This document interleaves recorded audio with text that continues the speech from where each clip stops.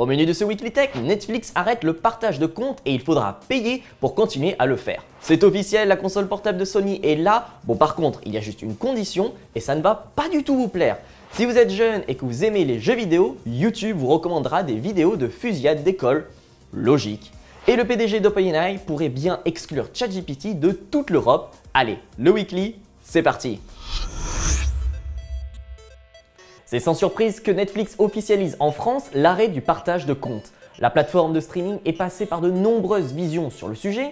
Au début, un avis plutôt amusé et surtout positif sur le partage entre les utilisateurs d'un même compte Netflix. On pouvait même lire des tweets du compte officiel en rigoler. Vu qu'il n'y avait pas vraiment de concurrence et que ce n'était pas cher, cela donnait plus envie de s'abonner. Une personne qui partage un compte et regarde beaucoup Netflix aura tendance à prendre à un moment ou à un autre son propre abonnement. Sauf qu'aujourd'hui, on se retrouve avec tellement de plateformes de streaming que l'on doit faire un choix. Et quand on partage un compte Netflix, on n'a pas forcément le budget de prendre 6 autres abonnements pour Disney+, OCS, Canal Series, Apple TV+, et bien d'autres. Donc, on partage entre les amis et la famille. C'est avec ce taux de conversion qui n'a fait que diminuer pour Netflix qu'ils se sont rendus compte qu'ils ne pouvaient plus encourager cette pratique. Ils sont alors rentrés dans leur phase de « on ne parle plus du sujet ».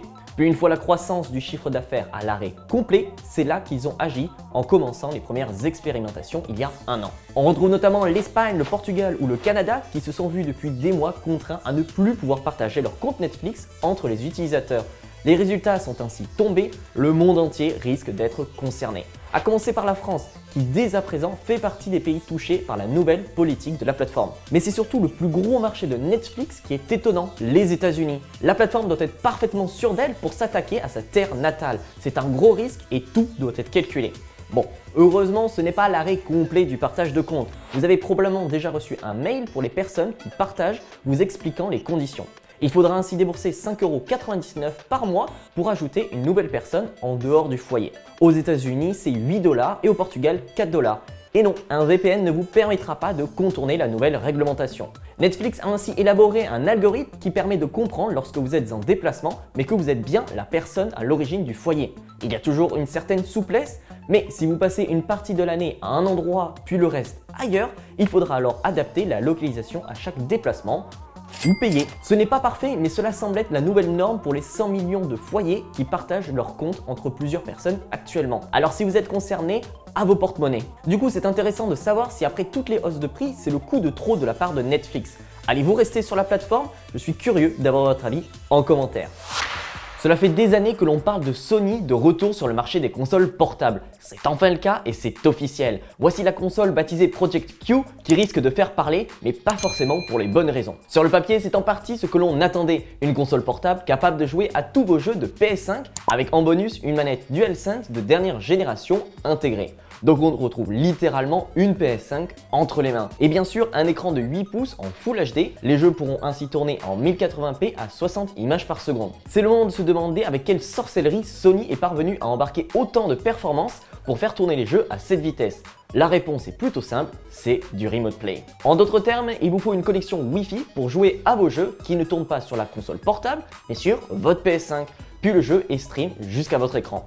Donc non, ce n'est pas la console parfaite pour vos trajets en train ou en avion, ce n'est ni une PSP ni une PS Vita. À côté de la console, on retrouve aussi les premiers écouteurs Sony PlayStation. Ils permettent une très faible latence et un rendu audio spatial excellent. Pour ce qui est de la fiche technique, on n'en sait pas plus. En revanche, pour ce qui est du design, on reste sur l'esprit PS5 et c'est très réussi. Ils seront compatibles avec les smartphones, les PC, la PS5 et même la console portable. Il ne semble pas vraiment y avoir de limitation pour ce qui est de la connectivité en tout cas. Enfin, passons à la date de lancement de ces deux produits. D'un côté, la console est prévue pour la fin de l'année sans date précise de sortie. Pour les écouteurs, c'est un peu un mystère. Du côté du prix, rien d'officiel, mais il ne serait pas fou d'imaginer la console vers les 300 € pour du Remote Play Gaming. Et le tarif de lancement des écouteurs n'est pour le moment pas officiel non plus. On a peut-être un peu trop fait monter la sauce avec cette console, au point même d'avoir un goût d'inachevé de la part de Sony. C'est pas exactement ce que l'on attendait, mais ça a l'air d'être un beau produit, donc cela reste à voir. Et vous, vous êtes hypé par cette console portable qui vous permettra de jouer à distance à la PS5?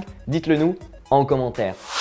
L'algorithme de YouTube est souvent un mystère, mais il semble que parfois il fasse des raccourcis plutôt inquiétants. C'est ce que révèle une étude qui démontre que les jeunes ados qui se passionnent pour les jeux vidéo verront dans leurs recommandations YouTube des fusillades dans les écoles. Parce que bien sûr, les jeux vidéo c'est violent, donc c'est le genre de contenu que vous voulez voir. Mais encore, si c'était pour des adultes, ce serait dérangeant, mais pas traumatisant. Là, il s'agit de recommandations à des ados de 14 ans. Sauf que le gros problème, c'est que beaucoup de ces vidéos présentées enfreignent purement et simplement la politique anti-violence de la plateforme. Donc comment on peut déjà dans un premier temps se retrouver avec des vidéos de ce genre, mais ensuite comment l'algorithme peut-il les mettre en avant? C'est ainsi que l'on retrouve des vidéos à but pédagogique qui vous explique comment démonter un Glock, apprendre à viser ou recharger de façon plus efficace. Sauf que ces vidéos sont un terrain fertile pour les amateurs qui souhaitent utiliser des armes à feu. Le meilleur exemple est celui de l'ado de 18 ans qui a commis une tuerie de masse à Buffalo en mai 2022. Il avait appris pendant des heures sur YouTube à se servir de ces armes. La réponse de YouTube a été de supprimer quelques vidéos éducationnelles. Sauf que l'on voit bien que le problème persiste toujours. Autre exemple flagrant est une vidéo de 24 secondes d'un fusil de précision de très gros calibre